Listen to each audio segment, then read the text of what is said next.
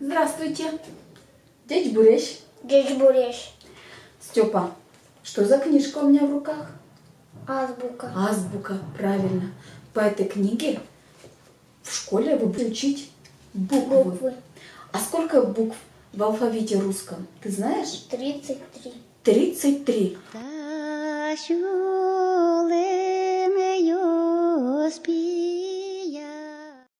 А в мурском алфавите 38.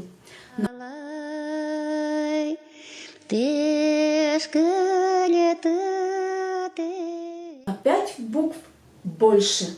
А какие это буквы? Например, это буква Ч с точками. Звучит как Ч.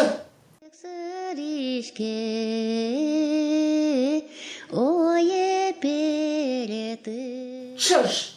Утка. Ч. Чж. Утка.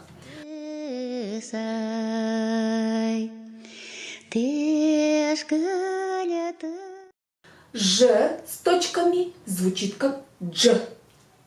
Дж. Дж. Дж.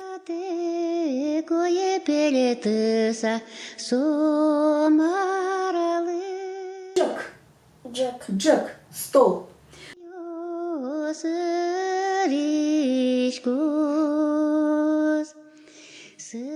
Буква О с точками звучит как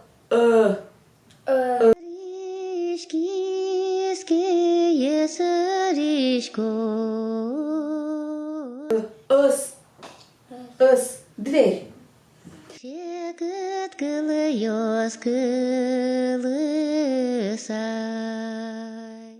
Буква З с точками звучит как Дж. Дж. Дж. Дж. Дж. Дж.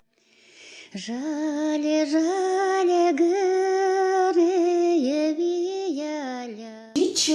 Лиса.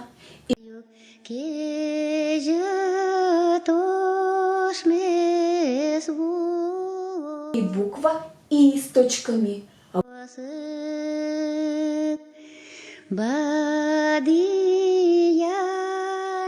Обычно эту букву пишут посередине слова. Например, сыжил. Осень. Сыжил. Осень.